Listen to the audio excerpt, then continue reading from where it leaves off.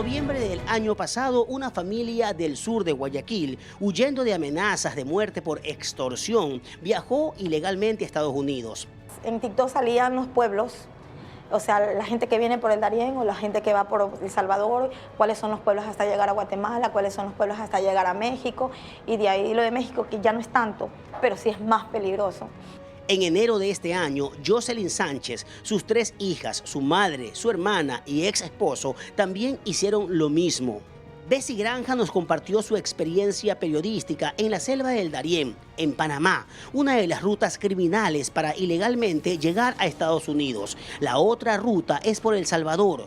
Ambas desembocan en México. Llegamos a Monterrey toda la noche, viajamos toda la noche, pero ya nos había dicho la hermanastra de mi esposo que ahí es donde comienzan los carteles a meterse dentro de los buses. Bueno, de verdad que el cansancio, por más de que uno quiera estar con los ojos abiertos, no se puede. Me quedé dormida, nos quedamos dormidos. Mi niña siempre la llevaba al lado mío y yo agarrada de ella hacia la ventana. Cuando el carro paró, no lo sentí, se subieron y comenzaron a hacerme así.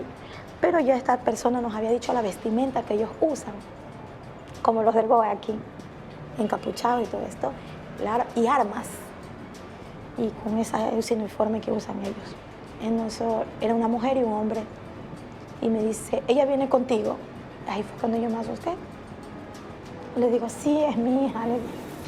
Y lo que hice fue ponerme a orar. Me puse a orar. Le digo, es mi hija. Me dice, ¿vienen las dos? No, le digo, mi esposo y mi tío, le dije, el señor que venía con nosotros y mi tío. 200 por cada uno, 200 pesos. Yo encantada de la vida porque dije, 200 pesos es poco, y no nos van a hacer nada. Yo lo que hice fue mi esposo, identificación, pedir cédula y puse la plata debajo de esta. Y ahí le di, sigan. Y nosotros, no nos hicieron nada. A ellos no nos hicieron nada. Cuando los buses ya llegan hasta México, los carteles se suben a los buses a verificar las identidades de los migrantes.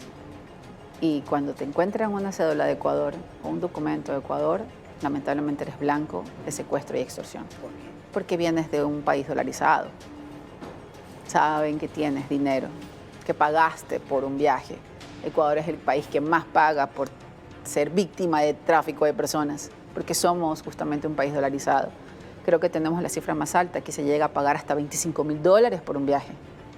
Desde un albergue en Nueva York, Jocelyn cuenta que antes de llegar a migración en Texas, ella se separa de su madre, hermana e hijas. Ya llegando a Ciudad Juárez, ya no teníamos agua, habíamos caminado muchos kilómetros, habíamos recorrido mucho, entonces faltaban 10 kilómetros todavía para llegar al punto de migración.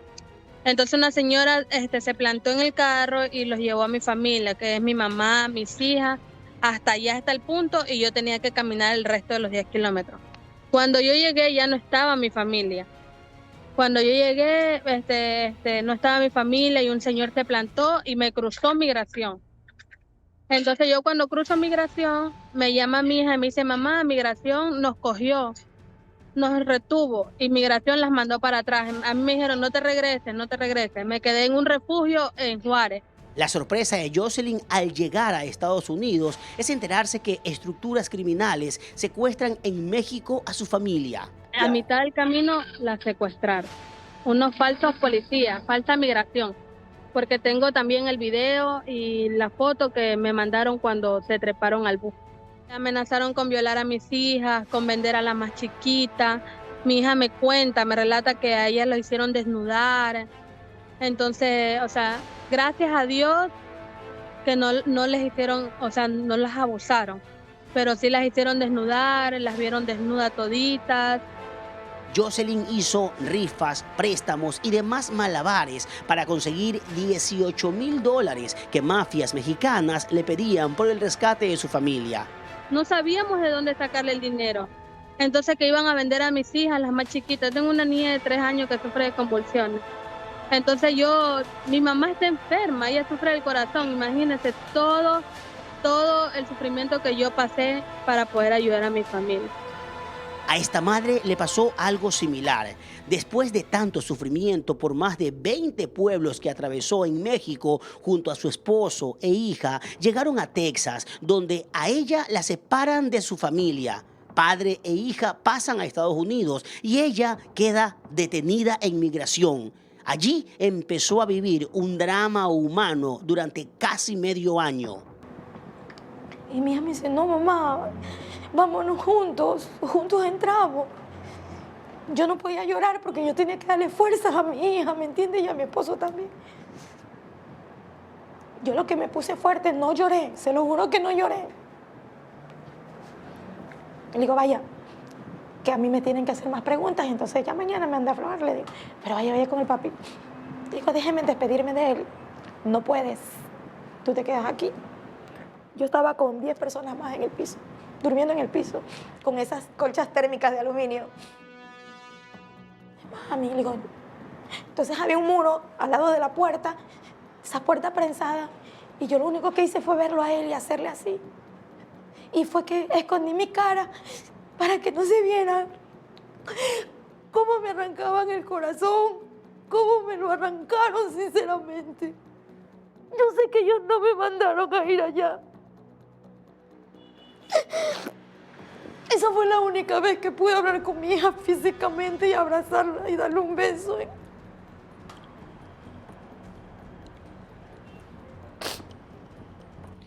Pasó por audiencias y demás trámites legales en migración, donde dice haber sido víctima de racismo y otras injusticias que culminaron con su deportación a Ecuador el pasado 1 de mayo.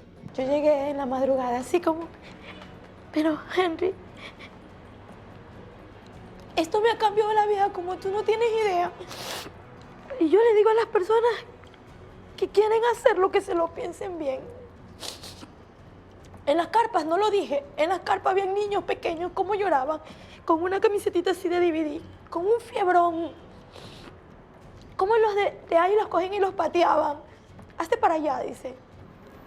Dice, mi hijo está llorando, pueden hacerlo ver.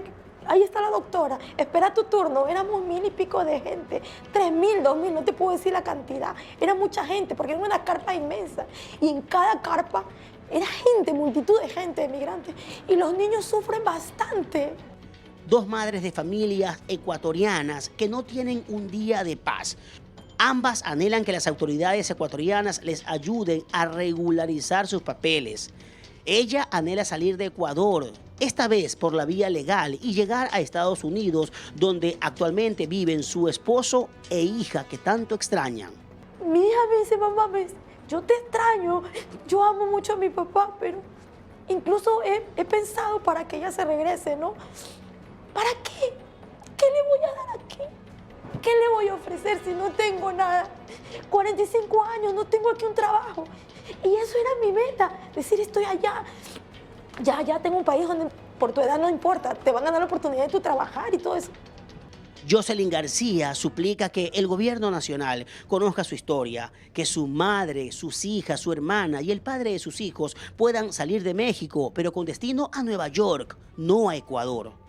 Al presidente, a la Cancillería de Ecuador, a todas las personas que están con el poder en la mano para podernos ayudar a esta familia que ha sufrido mucho en México, que por favor nos ayuden y nos puedan dar la visa humanitaria, la visa U que se llama, o la cita de CBP One. La cuestión es que nosotros necesitamos que mi familia salga de ahí, sin poder regresar a Ecuador, porque si no me la matan. A estas familias la vida les cambió por completo. Desde que decidieron recorrer la ilegal ruta de la migración, todo en sus vidas ha sido tragedia. Se arrepienten una y otra vez. No vale la pena migrar irregularmente a otro territorio. Es mejor tomarse el tiempo necesario para encontrar las vías legales de salir, porque el tráfico humano lo único que ha dejado no solamente en Ecuador, sino en todo el mundo es mucho dolor y tragedia. Y ya lo estamos viviendo también aquí. Hay ecuatorianos muertos, desaparecidos, y lamentablemente es como un luto allí, es como un funeral abierto. En el caso de un desaparecido, de un migrante ecuatoriano que desaparece, es ni siquiera tener dónde poder ir a dejarle una ofrenda y a rezar. Es simplemente estar siempre, todo el tiempo, pensando en dónde puede estar y si algún día aparecerá. La ruta de la migración diariamente registra historias macabras, ahogados en el corrientoso río del Darién, secuestrados que muchas veces terminan muertos, o mujeres víctimas de explotación sexual en México, familias endeudadas o destruidas por la agonía de la distancia. Tu hija, tu esposo van a escucharte. ¿Qué les dices a través de esta pantalla? Que la familia no se ha separado de aquí. Que todo esto es temporal. ¿Cuánto tiempo? No lo sé. Que él tiene que seguir siendo un papá luchón. Que ella a su corta edad pues va a tener que madurar muy rápido. Estúdiese, prepárese, sea una gran profesional. Que haya valido todo esto que estoy pasando ahorita, todo lo que pasé, por algo, por ella.